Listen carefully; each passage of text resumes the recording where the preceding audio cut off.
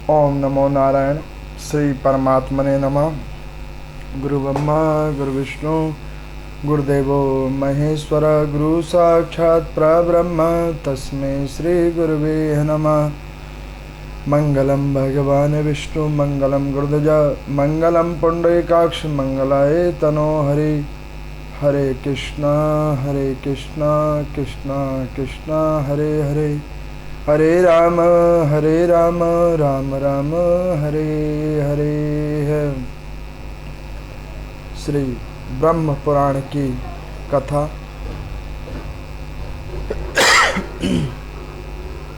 जिसका आज प्रथम दिवस है। जिस कथा को वेद व्यास जी ने अपने सूत नाम वाले शिष्य को उन वेदों में से एक भाग निकालकर ब्रह्म पुराण की उत्पत्ति की, उसका ज्ञान लोमहर्षण नाम वाले सूत जी नैमिषारण्य तीर्थ में कर रहे हैं। ऐसी अद्भुत कथा जो अब आप लोग गत इस माह में 1 महीने के अंदर में श्रवण करेंगे। वैसे तो और जितने भी पुराण हैं उन पुराणों में से सबसे सूक्ष्म पुराण ब्रह्म पुराण है, सबसे छोटा पुराण ब्रह्म पुराण है। क्यों छोटा पुराण है? क्योंकि कई पुराणों का मिलता जुलता सार तत्व को एक जगह एकत्रित करके वेद व्यास जी ने वेदों के अंदर से निकालकर इस पुराण को उन्होंने निर्मित किया है। बहुत सारी ऐसी कथाएं भी होंगी जो आप लोगों ने श्रवण कर रखी होगी। वस्तुत रूप में फिर भी एक पुराण की महिमा है। बहुत सारी कथाएं हैं जिनको पुनर् पुनर् पुनर् पुनर् सुनने के बाद भी जीव आत्मा की तृप्ति नहीं होती। जैसे कि एक व्यक्ति जब से जन्म लेता है तब से लेकर अब तक दैनिक रूप में अन्न का भक्षण करता है, जल का भक्षण करता है, और उस अन्न और जल से उसकी कभी भी तृष्णा संपन्न नहीं होती, क्योंकि उस अन्न और जल के जो गुण तत्व हैं वो गुण तत्व इस शरीर को चलाने के लिए महत्वपूर्ण होते हैं। ठीक उसी प्रकार से ये पुराणों की कथा वो गुण तत्व हैं जो आध्यात्मिक शरीर को ऊर्जावान करने के लिए होते हैं। इसलिए कि दैनिक रूप में इन कथाओं को श्रवण करने की अद्भुत महिमा है, नाम संकीर्तन करने की अद्भुत महिमा है। अभी आप लोगों ने देखा होगा, पीछे हमने मार्कंडेय पुराण की कथा का संपन्न दिवस बड़े हर्ष और उल्लास के साथ मनाया। शोभायमान श्रद्धालुगण, भक्तजन, शिष्यजन जो लाइव सुनते हैं वो भी, अथवा जो लोग भी लाइव सुनते हैं वो लोग, उनकी श्रद्धा इन पुराणों के प्रति सर्वमान्य और सर्वसम्माननीय है। जो इस ग्रंथों की वाणी को सत्य मानते हैं, मेरे द्वारा सुनाई गई इस कथा में पूर्ण विश्वास करते हैं, ऐसी सभी श्रद्धालु जनों को मैं हाथ जोड़ जोड़ के उनका अभिनंदन करता हूँ, जो मेरी इन कथाओं को ध्यान देकर श्रवण करते हैं। मुझे बहुत अच्छा लगता है कि जिस ध्येय से ये कथाओं की श्रृंखला मैंने प्रारंभ की थी, इस पश्चिम बिहार के श्री शक्ति मंदिर के अंदर में, वो ध्येय कुछ हदों तक मुझे आगे दिखता नजर आ रहा है कि इन कथाओं को सुनकर बहुत सारे जीवात्माओं के अंदर में परिवर्तन धीरे धीरे हो रहा है। इसको देखकर मुझे बड़ी खुशी होती है। वेदव्यास जी कहते हैं कि देखो, जिस प्रकार से एक व्यक्ति जब भोजन करता है तो वो सूखी रोटी अथवा सूखे चावल डायरेक्ट नहीं खा सकता, उसमें कोई रसीली पदार्थ होना आवश्यक है, चाहे जल ही क्यों ना हो, ताकि वो सीधे शरीर के अंदर में पहुंचे, रसनाओं के द्वारा, मुख के द्वारा शरीर के अंदर पहुंचे, उदर के अंदर पहुंचे, तो उसके लिए एक रसीला तत्व चाहिए। ठीक उसी प्रकार से हमारे आध्यात्मिक शरीर की ऊर्जा के लिए ये नाम संकीर्तन, कथा का श्रवण एक रसीला तत्व है, जिसको आप लोग ध्यान से सुनते हैं।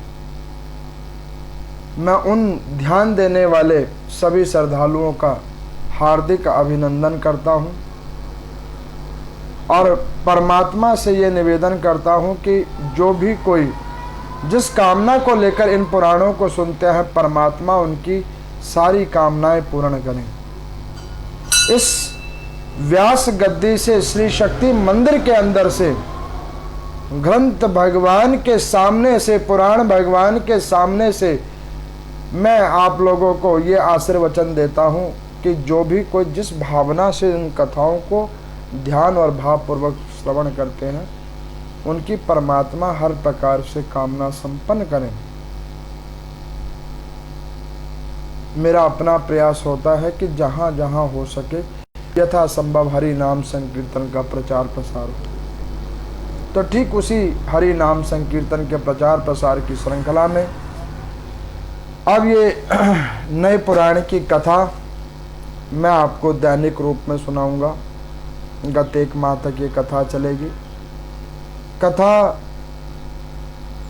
थोड़ी सी और पुराणों से थोड़ी छोटी सी ये पुराण की कथा है और बहुत सारी इसमें कथाएं जो है मैंने आपको कई बार सुनाई हुई हैं।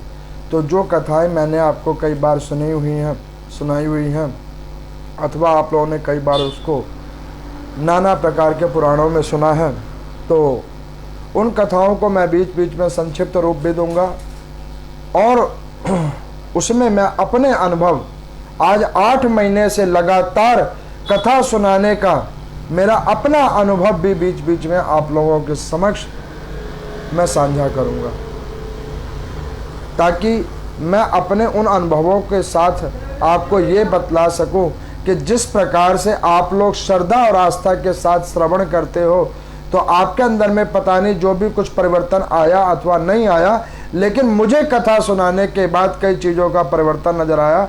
मैं अपने परिवर्तन आप लोगों के साथ साझा करूंगा, वो बीच बीच में मैं करता रहूंगा। तो यहाँ पर मैं ये कथा की शुरुआत हुई है नैमिषारण्य तीर्थ में सोनकादिक 88,000 ऋषियों ने श्री लोमहर्षण जी सूत जी से पूछा गया है। आप लोगों को पता है ये जितनी भी पुराणों की कथा है वो लोमहर्षण सूत जी के द्वारा कही गई है।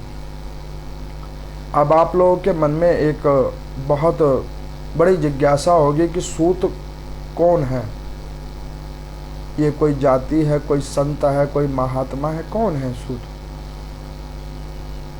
तो मैं आपको बतलाता हूं सूत कौन है। जब एक क्षत्रिय किसी ब्राह्मण कन्या से विवाह कर लेता है और उससे पुत्र संतान उत्पत्ति होती है और वो कर्म कांडों को, धर्म शास्त्रों को नाना प्रकार के अध्ययन करता है, तो उसकी एक नई प्रजाति बन जाती है जिसे कहते हैं सूत जी। ये नैमिषारण्य तीर्थ के अंदर में इन 88,000 ऋषियों को जो भी कथा सुनाई गई, ये अष्टादश पुराणों की कथा जो सुनाई गई, अथवा मैं जो आप लोगों को ये कथा सुना रहा हूँ, ये कथा वास्तविक रूप में लोमहर्षण नाम के सूत जी ने सुनाया, वो प्रारंभ किया। तो आप लोगों को ये पता लग गया होगा कि सूत जी कौन है। अब इस ब्रह्म पुराण की कथा प्रारंभ कैसे हुई है तो वो मैं आप लोगों के समक्ष रखता हूँ। उसी नैमिषारण्य तीर्थ के अंदर में सनकादिक 88,000 ऋषियों ने पूछा कि हे सूत जी, आप महामुने श्रीमन नारायण रूपी व्यास जी के शिष्य हैं और एक प्रकार से आप स्वयं व्यास जी के समान ही हैं। ऐसे अद्भुत छवि वाले हे लोमहर्षण सूत जी, हम सब आपके श्री चरणों में एक निवेदन करते हैं कि आप कृपा करके हमें ब्रह्म पुराण की कथा को श्रवण कराइए। तो यहाँ पर लोमहर्षण सूत जी कहते हैं कि निसंदेह हम आप लोगों को इस ब्रह्म पुराण की कथा को अद्भुत रूप में सुनाएंगे।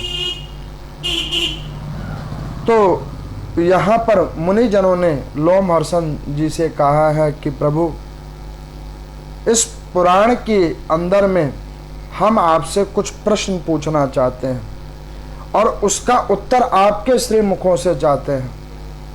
कृपा करके आप उन प्रश्नों का उत्तर दें। तो उन्होंने कहा कि प्रभु, अब आप बताइए कि ये समस्त जगत की उत्पत्ति कैसे हुई, पहला प्रश्न। दूसरा, भविष्य में इस जगत की क्या दशा होगी। तीसरा प्रश्न, स्थावर और जंगम रूप संसार सृष्टि पहले कहाँ लीन थी और फिर कहाँ लीन होगा। इन कुछ प्रश्नों के आप उत्तर हम आपसे सुनने की अपेक्षा करते हैं। तो यहाँ पर लोमहर्षण सूत जी बड़े प्रसन्नता के साथ कहते हैं कि हे मुनिजनों, जो लोग हरि की कथा को सुनने में रुचि रखते हैं, परमात्मा के वर्णनता को करने में आनंद लेते हैं, नाम संकीर्तन में आनंद लेते हैं, ऐसे जीवात्माओं के द्वारा पूछे गए प्रश्नों का उत्तर देने में हमें भी बड़ा आनंद आता है। हमें बड़ी प्रसन्नता होती है कि आपकी कुछ इस प्रकार की जब जिज्ञासा होती है कि परमात्मा के द्वारा ये सृष्टि कैसी बनी है, क्या क्या इसमें होता है, उसको सुनकर हमें बड़ा अच्छा लगता है, बड़ा आनंद लगता है। तो लोमहर्षण सूत जी कहते हैं कि हे मुनियों, ध्यान से अब आप कथा को सुनो और मैं आप सभी श्रद्धालु जनों से कहता हूं कि आप लोग भी बड़े ध्यान से इस कथा को सुनिए। यहां पर लोमहर्षण सूत जी कहते हैं कि हे मुनिजनों, पृथ्वी के ऊपर में और पृथ्वी के अलावा 14 भुवन हैं, नवग्रह मंडल है, 10 दिक्पाल है। इन सबका एक जगह पर समावेश है और इन सब के अंदर में जीवात्माओं का वास है। तो उन्होंने कहा कि प्रभु, इस जीवात्माओं का वास प्रारंभ कहां से हुआ और ये सृष्टि पैदा कहां से हुई, कृपा करके अब आप हमें वो बतलाएं। तो लोमहर्षण सूत जी कहते हैं कि हे ऋषि जनों, जैसा कि मैंने वेदों के अंदर में पढ़ा, अन्यत्र और पुराणों के अंदर में पढ़ा, मैं ठीक वही बात आप लोगों को कहता हूं। जैसा कि मेरे गुरुदेव वेद व्यास जी ने मुझे बतलाया, वही कथा मैं आप लोगों से कहता हूं, ध्यान से श्रवण कीजिए। तो वो कहते हैं कि क्या पूर्व काल के अंदर में श्रीमन नारायण भगवान, श्री हरि भगवान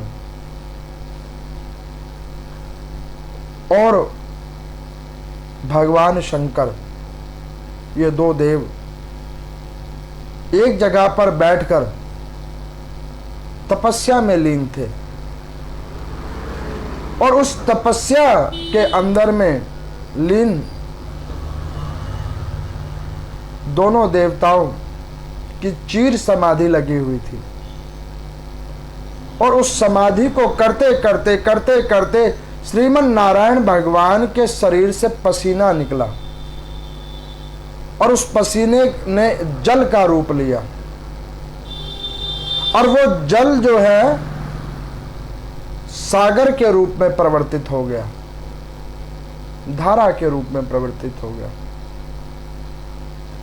उस धारा, उस जल का नाम नरा है। जल का पर्यायवाची शब्द है नरा। जल का एक और नाम है नारा। उस नरा नाम वाले जल की उत्पत्ति हुई और उस जल के ऊपर में श्रीमन नारायण भगवान ने अपना वास किया। वास को का पर्यायवाची शब्द आयन भी कहते हैं। आयन, वास का पर्यायवाची शब्द है आयन। तो उस जल के ऊपर में नारायण भगवान ने वास किया, इसीलिए उन परमात्मा का नाम नारायण रखा गया। उन श्रीमन नारायण भगवान का नाम नारायण तब से पड़ा। उस जल के ऊपर वास करने के वजह से उनका नाम नारायण पड़ा। उस क्षीर सागर के ऊपर में प्रभु ने अपना आयन करा, अपना वहां पे विद्युता प्रदानता की, उसके ऊपर अपना निवास स्थापित किया, बैकुंठ स्थापित किया, इसीलिए उनका नाम नारायण रखा गया।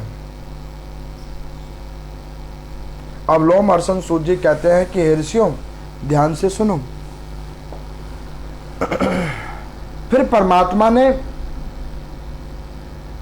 उस समाधि के अंदर में अपनी नाभि से एक कमल पुष्प को उत्पन्न किया, श्रीमन नारायण भगवान ने। और उस कमल पुष्प के ऊपर में एक अंडा पैदा हुआ, एक गोलाकार अंड। उस गोलाकार अंड के अंदर में 1 साल तक ब्रह्मा जी बैठे हुए थे। गत 1 साल तक उस गोलाकार अंड के अंदर में ब्रह्मा जी बैठे हुए थे और वो साधना कर रहे थे। 1 साल बीत जाने के बाद वही ब्रह्मा जी उस अंडे को तोड़कर निकले बाहर। उस अंडे के टुकड़े करके चतुर्मुखी ब्रह्मा जी निकले और वो चतुर्मुखी ब्रह्मा जी जब निकले तो एक टुकड़े को उन्होंने धूलोक बनाया, एक टुकड़े को धूलोक बनाया और दूसरे को भूलोक बनाया और दोनों के बीच में आकाश रखा और जल के ऊपर तैरते हुए पृथ्वी को छोड़ा। अब यहां पर सूत जी कहते हैं कि हे मुनियों, पृथ्वी के ऊपर ही परमात्मा ने कृपा क्यों की, उसकी भी बड़ी अद्भुत कथा है। जब परमात्मा ने सृजन करना प्रारंभ किया तो 14 भुवन के अंदर में पृथ्वी ही एक ऐसी भूमि थी जो गौ के समान थी, निष्कपट, निश्चल, बिल्कुल गौ के समान। उनके गौ के समान स्वभाव होने के कारण, उनकी करुणामयी स्वभाव के कारण परमात्मा ने उन्हीं के ऊपर कृपा करके जीव आत्माओं का अधिकांश वास पृथ्वी लोक के ऊपर किया, ठीक किसी पृथ्वी लोक के ऊपर। अब इस पृथ्वी लोक के ऊपर में परमात्मा ने वास करवाना प्रारंभ किया। जब वास करवाना प्रारंभ किया तो त्रिदेवों ने अपनी समाधि से बाहर निकले और समाधि से बाहर निकलने के बाद श्रीमन नारायण भगवान ने उन सभी देवों से विनती करी कि क्यों ना एक ऐसे लोक की उत्पत्ति की जाए, ऐसा एक लोक बनाया जाए जिस लोक के अंदर में जीवात्मा अपने कर्मा अनुसार आए और जाए। कई संत कहते हैं कि परमात्मा ने मनोरंजन करने के लिए भी लोक बनाया, लेकिन मेरा मानना है कि नहीं, परमात्मा ने मनोरंजन करने के लिए लोक नहीं बनाया। परमात्मा ने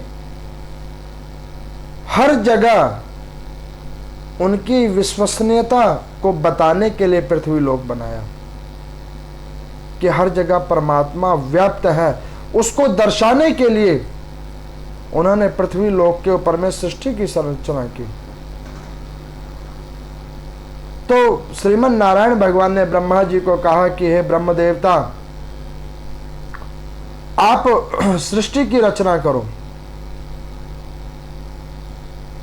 और मैं उसका सृजन करूंगा, पालन पोषण करूंगा।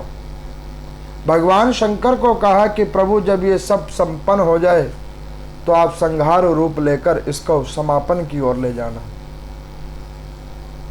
इस प्रकार से ये त्रिदेवताओं की बनाई हुई सृष्टि है। लोमहर्षण जी कहते हैं कि हे मुनिजनों, जब उसी पृथ्वी लोक की जब स्थापना करने लगे ब्रह्म देवता, तो उन्होंने सबसे पहले पृथ्वी की 10 दिशाएं निश्चित की, जिसे कहते हैं 10 दिक्पाल। और उन 10 दिक्पालों के अंदर में काल, मन, वाणी, काम, क्रोध और रति की सृष्टि की उत्पत्ति की। इन भावों के अनुरूप सृष्टि को पैदा किया ब्रह्मा जी ने। फिर उन्होंने 7 प्रजापतियों को उत्पन्न किया। आप लोग देखते होंगे घरों में कई बार जब आप हवन यज्ञ करवाते हैं तो ब्राह्मण देवता कहते हैं कि ओम प्रजापति स्वाहा। सुनते होंगे आप लोग। ये प्रजापति कौन है? ये प्रजापति ब्रह्मा जी के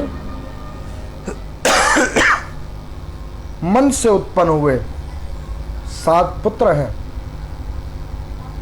जो ठीक ब्रह्मा जी की तरह ही सोचते हैं। इनके हाव और विचार भी बिल्कुल ब्रह्मा जी के समान हैं। देखने में भी हूबहू ये ब्रह्मा जी के समान ही दिखते हैं, गुण, आचरण और स्वभाव से। जैसे कई घरों में कहते हैं ना कि देखो ये बच्चा तो अपने माता पिता की तरह नजर आता है, बाप पे गया है, बेटी माता पे गया है, दादा पे गया है। ठीक उसी प्रकार वो ब्रह्मा जी के गुण, आचरण और स्वभाव वो सारा का सारा उनके वो प्रजापति पुत्रों के अंदर में दिखता है।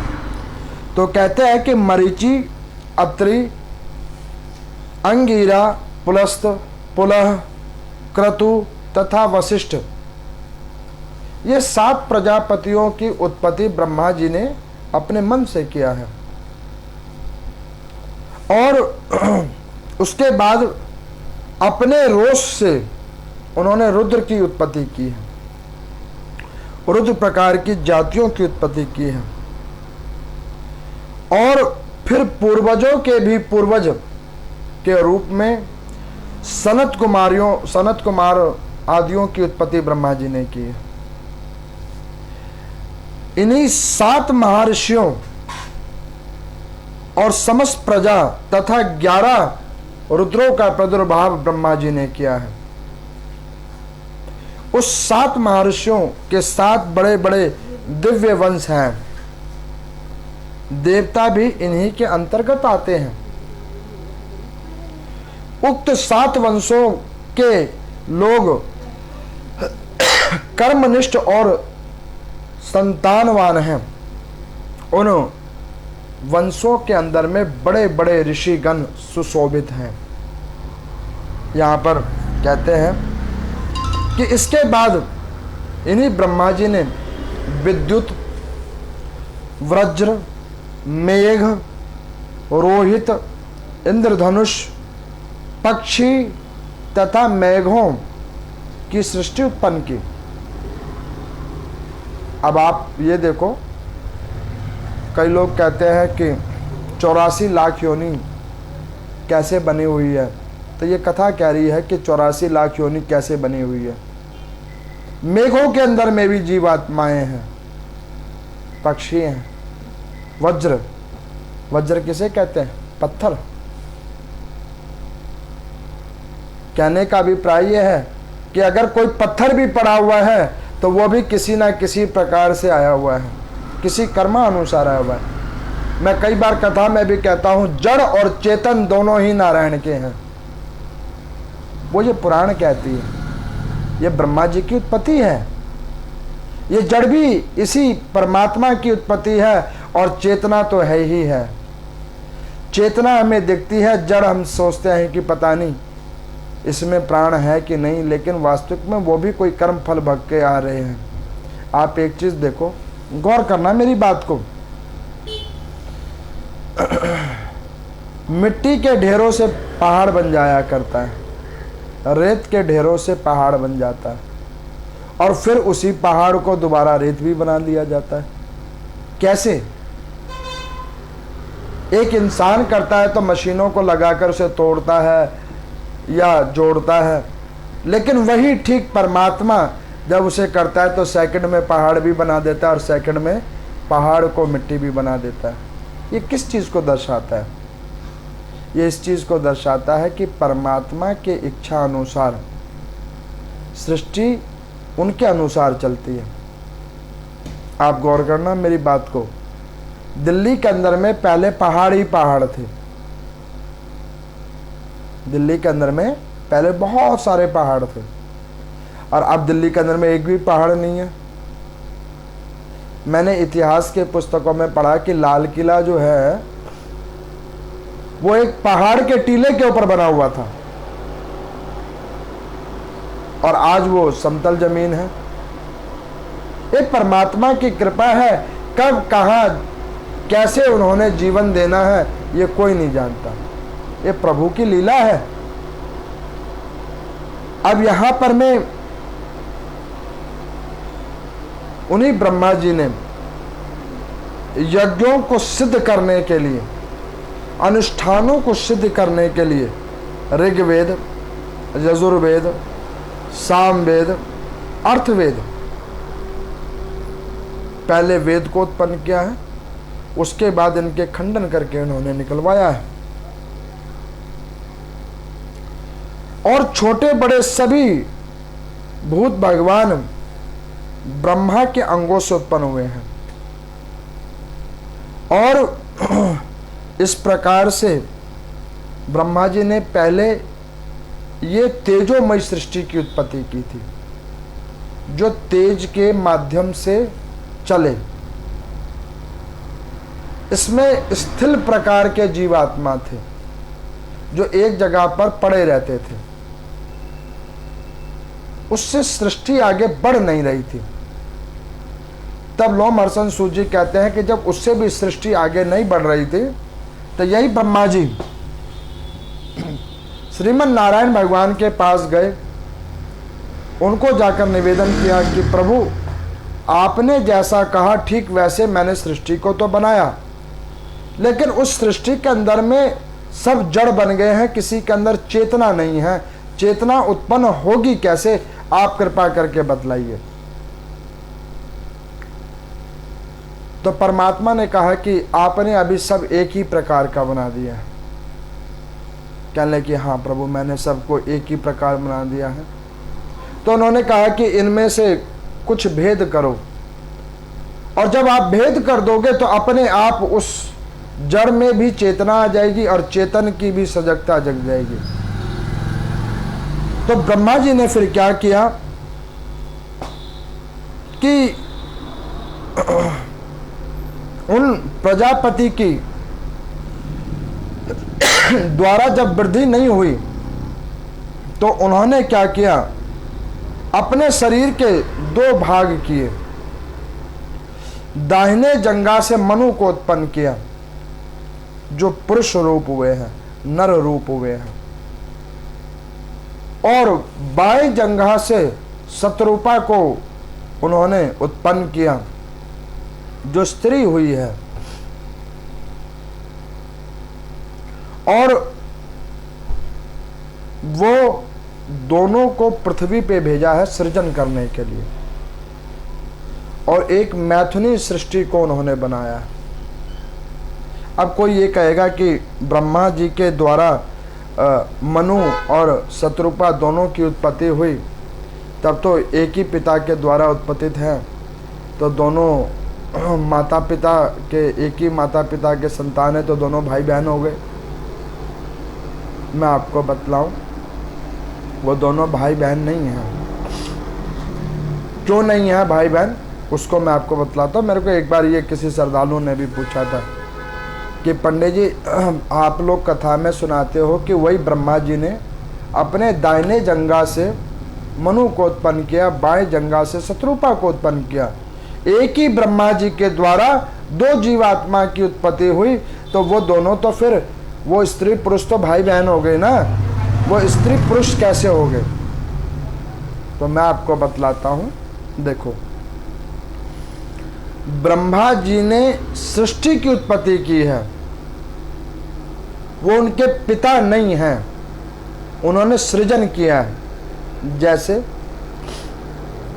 एक मूर्ति बनाने वाला व्यक्ति जिसके पास पत्थर भी है, उस पत्थर के ऊपर में मूर्ति बनाने के उसके पास औजार भी है, कला भी है, लेकिन जब तक मूर्ति बनवाने वाला व्यक्ति उसे ये ना कहे कि इस मूर्ति से श्रीमन नारायण भगवान बनाओ इस पत्थर से, अथवा इस पत्थर से माँ भगवती लक्ष्मी को बनाओ, तब तक वो मूर्तिकार किसी भी विग्रह को नहीं बनाता है,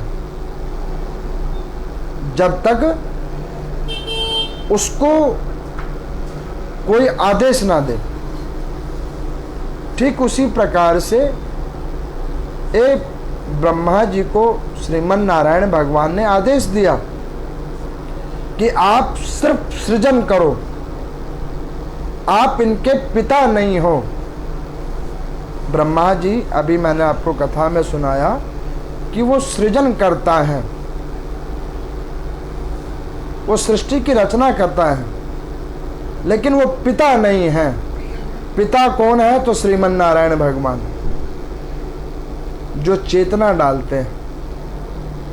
ब्रह्मा जी ने केवल जीवात्माओं की संरचना की है। एक मूर्ति बनाने वाले मूर्तिकार ने केवल मूर्ति बनाया है, उसमें प्राण प्रतिष्ठा तो ब्राह्मणों ने किया है, और अपने अनुरूप किसी को देवता बनवा लिया है और किसी को देवी बनवा लिया है। ठीक उसी प्रकार से ये श्रीमन नारायण भगवान के द्वारा सृष्टि की महिमा बतलाई गई है। ब्रह्मा जी ने उसमें से अपने शरीर के भागों से उनको निकाल के दिया है, तो उसमें ना तो कोई पुरुष है और ना ही कोई नारी है, उनका तो एक शरीर का अंग है। इसी लेके ये भाई बहन नहीं है। ये कथा बतलाती है, ये पुराण और शास्त्रों में इसका अद्भुत रूप से प्रचार प्रसारण है। फिर उसके बाद में उन्होंने दक्ष आदियों की उत्पत्ति की। मनु शत्रुपा को जब नीचे भेजा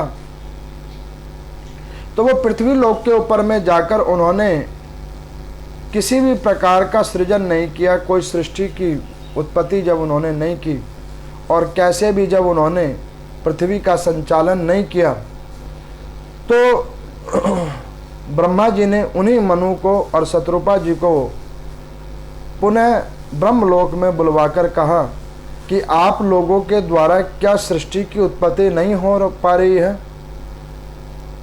तो उन्होंने कहा कि प्रभु, इस सृष्टि की उत्पत्ति के लिए आपने हमारे को एक मूर्ति समान जीव आत्मा तो बना दिया, लेकिन इसमें कर्म भोगने के लिए कर्म इंद्रियों को आपने जागृत नहीं किया। तो श्रीमन नारायण भगवान ने कर्म इंद्रियों की जागृति की है, जिसमें सबसे पहले जोड़ा है मोह। आप देखते हो व्यक्ति मोह के पीछे पाप और पुण्य कर्म करता है। फिर जोड़ा प्रभु ने क्रोध, उसके बाद लोभ, और लोभ के बाद मद, और मद के बाद में काम। ये 5 वस्तुओं को श्रीमन नारायण भगवान ने निकाला। अब आपको कोई ये मुझसे पूछे कि पंडित जी इसका मतलब तो ये हो गया कि परमात्मा ही चाहते हैं कि लोग आस्तिक ना बने, नास्तिक बन जाएं। परमात्मा ही ने ये काम, क्रोध, मोह, लोभ, ये इन सारों की उत्पत्ति की है? नहीं, परमात्मा ने इसलिए उत्पत्ति नहीं की है। परमात्मा ने मोह की उत्पत्ति की है। किस चीज के लिए? जीव आत्मा को दूसरे जीव आत्मा के प्रति स्नेह, आपस में स्नेह बरताने के लिए, सब में स्नेह को बांटने के लिए मोह की उत्पत्ति की है। उसी परमात्मा ने क्रोध की उत्पत्ति की है। जब कहीं पे गलत कार्य हो रहा हो, उस गलत कार्यों को रोकने के लिए, बुरे कर्मों को रोकने के लिए मन और शरीर के अंदर में क्रोध को जोड़ा है।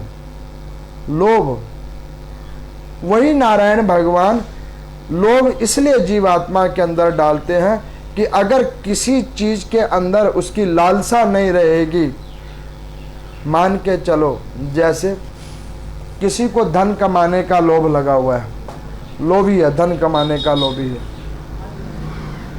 तो वो अपना पूर्ण ध्यान केवल धन कमाने के पीछे रखेगा। ये मैंने आपको उदाहरण दिया है। ठीक उसी प्रकार से अगर कोई जीवात्मा का लोभ अन्यत्र किसी चीज के अंदर में जुड़ा हुआ है, तो उसका ध्यान एक जगह जोड़ने के लिए परमात्मा ने लोभ की उत्पत्ति की। उसके बाद में मद, घमंड। ये मद किस चीज के लिए परमात्मा ने उत्पत्ति किया? ये मद परमात्मा ने इसलिए उत्पत्ति किया कि भैया इन तीनों के चक्कर में जब फंस जाओ तो इस मद के अंदर में जाकर अपने आप की तुलना कर लेना, विश्लेषण कर लेना, तो आगे गलत काम करने से रुक जाओगे। इसलिए मद की उत्पत्ति की।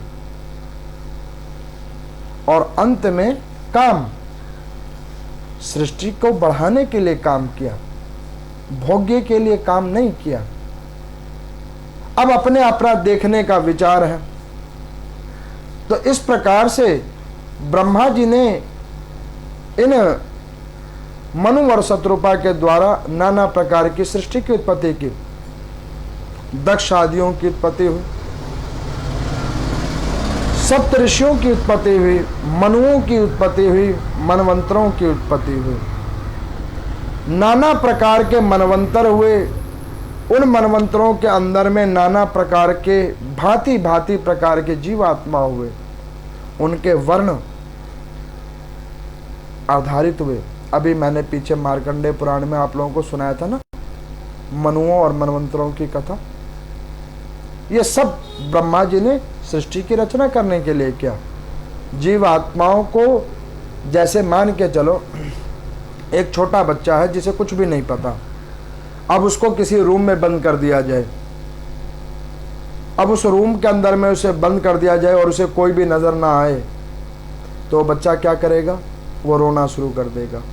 लेकिन उसी रूम के अंदर में उसको कुछ खाने के लिए उसके अनुरूप वस्तु रख दी जाए, खेलने के लिए कुछ खिलौने रख दिए जाएं, उसी की तरह छोटे छोटे कुछ बच्चे और हों, और एक बड़ा व्यक्ति हो जो उसको बीच बीच में देखता रहे, तो वही बच्चा उसी रूम के अंदर में बहुत समय तक शांत से रह सकता है।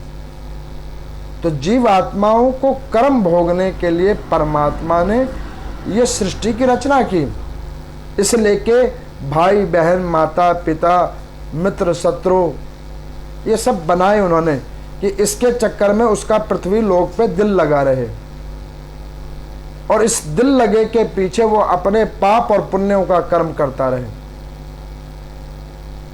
सही को सही समझे, गलत को गलत समझे।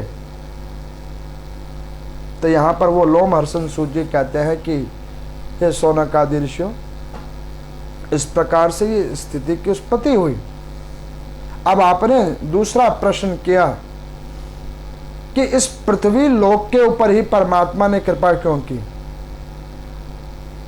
तो मैंने आपको पहले ही कथा से शुरुआत में कहा कि पृथ्वी का गौ वाला स्वभाव, विशुद्ध भाव, उसके ऊपर श्रीमन नारायण भगवान रीझे, और इसी वजह से उन्होंने अपनी कृपा केवल और केवल पृथ्वी लोक पे की। आप लोगों का तीसरा प्रश्न कि ये सब जब खत्म हो जाएगा तो जीव आत्मा किधर जाएंगे। तो लोमहर्षण सूत जी कहते हैं इस ब्रह्म पुराण के अंदर में कि जब पृथ्वी लोक का समापन होने लगेगा तो ठीक वही हालात हो जाएगी, उसी श्रीमन नारायण भगवान की ये उत्पत्ति है, पुनः उन्हीं में विलीन हो जाएगी। जैसे कि मैंने कई बार उदाहरण रूप में आप लोगों को बतलाया कि एक सोने की बिस्किट है, उससे हम अलंकार बनाते हैं, कोई चेन बनाता है, कोई कुछ बनाता है, कोई कुछ बनाता है, कोई कुछ बनाता है, उसी सोने से।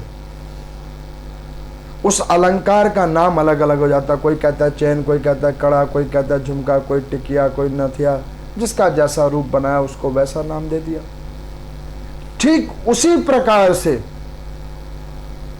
उन सबको जब एक जगह पुनः अग्नि के ऊपर में ताप के साथ में एकत्रित कर दिया जाता है और वापस उसको पुनः वही मूलभूत आकार दे दिया जाता है और उसको पुनः वही सोने की बिस्किट बना दिया जाता है, तो वो फिर अलंकार का नाम पूर्ण रूप से सोना ही हो जाता है। फिर वो चैन का नाम खत्म हो जाता है, बिछिया का नाम, जो भी और अन्यत्र चीजें हैं उनका नाम खत्म हो जाता है, केवल और केवल फिर वो स्वर्ण ही रह जाता है। ठीक उसी प्रकार से जब इस सृष्टि की समापन होगी, सृष्टि की जब अंत काल आएगा इस सृष्टि का, तो जितने भी जीवात्मा जो श्रीमन नारायण भगवान के अंदर से निकले हैं वो पुनः उन्हीं के अंदर में स्थापित हो जाएंगे लोकों समेत। तो यहां पर वो लोमहर्षण सूत जी कहते हैं कि हे ऋषियों, उन कथाओं के ऊपर क्या ध्यान देना कि आप आगे चलकर क्या होगा, किधर जाओगे। ध्यान देना है तो अब के विचारों के ऊपर ध्यान दो कि जीव आत्मा जो इस लोक के ऊपर में आकर नाना प्रकार की योनियों से निकलने के बाद मानव शरीर को लेकर प्राप्त करके जब वो पूर्ण रूप से अंतिम योनि में आ गया है, अंतिम अवस्था में आ गया है, उसके बाद भी अगर वो अपने मुक्ति का उपाय नहीं कर रहा है तो परमात्मा का सृजन कार्य तो चलता ही रहेगा, ब्रह्मा जी का सृष्टि इसकी संरचना तो चलती ही रहेगी, भगवान शंकर का संहार कर्म तो चलता ही रहेगा, लेकिन तुम्हारी गति क्या होगी ये सोचो। ये पुनः पुनः आना, पुनः पुनः जाना, ये जो कष्टदायी जो जीवात्मा का आना और जाना का क्रम लगा हुआ है, ये क्रम जो उसको नरक की ओर लेके जा रहा है, उसकी दुर्गति की ओर लेके जा रहा है, उस क्रम को रोकना है। यहां पर सूत जी कहते हैं कि देखो, एक किसी चीज को बैठकर देखने का आनंद, वही किसी चीज को करने का आनंद, और उसी कार्य के अंदर में अन्यत्र कार्यों को साथ जोड़ने का आनंद, ये तीन प्रकार के आनंद जीवात्मा के हैं। बैठ के देखने वाले जीवात्मा कौन है? बैठ के देखने वाले जीवात्मा वो हैं जो पृथ्वी लोक पे तो आए हैं, सांसारिक धर्म प्रवृत्तियों के अंदर में वो आ तो गए हैं गृहस्थ आश्रमों के अंदर, वो जान भी रहे हैं कि ये पाप हो रहा है और इस कर्मों का हमें ये सजा मिलेगा, लेकिन वो अपने आप को उसके लिए कोई कार्यरत नहीं कर रहे हैं।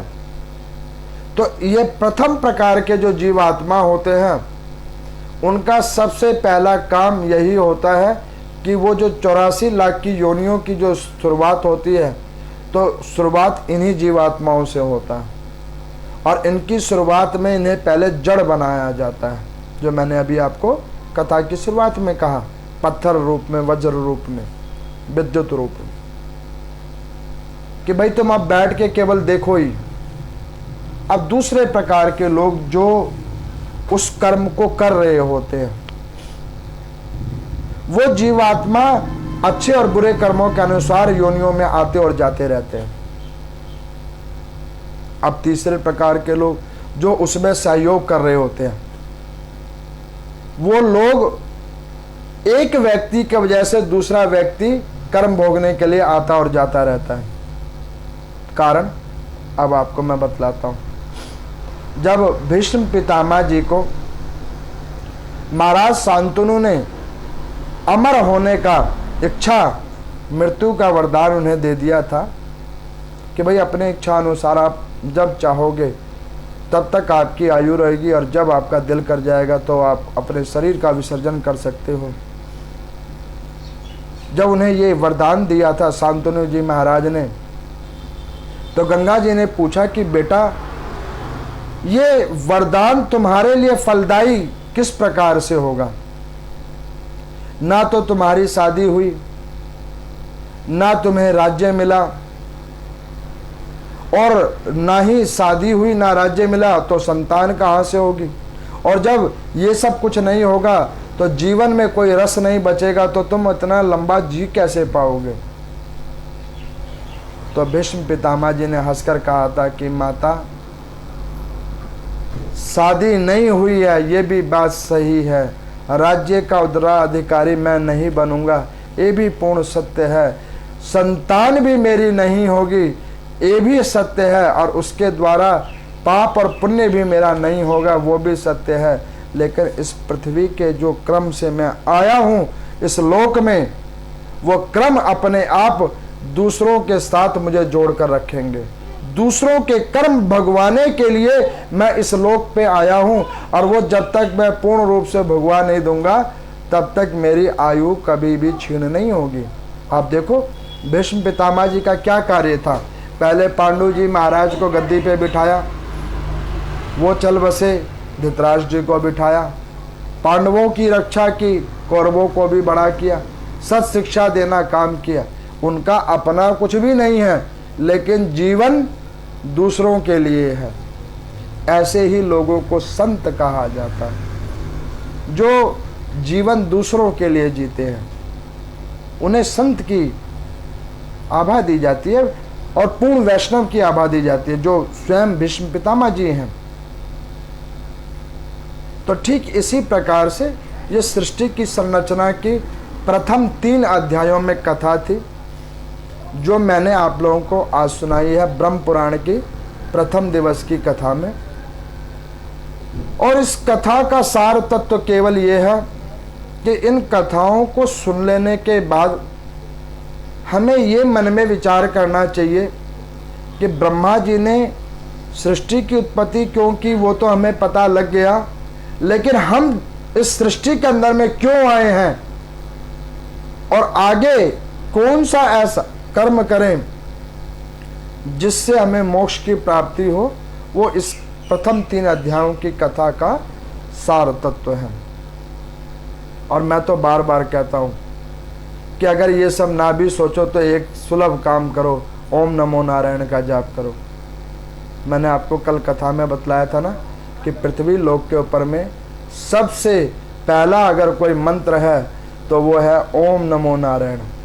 मार्कंडेय पुराण में मैंने आपको सुनाया था ना। तो उसी महामंत्र का, उसी नाम संकीर्तन का जाप करो और अपने मुक्ति का उपाय ढूंढो। ओम नमो नारायण।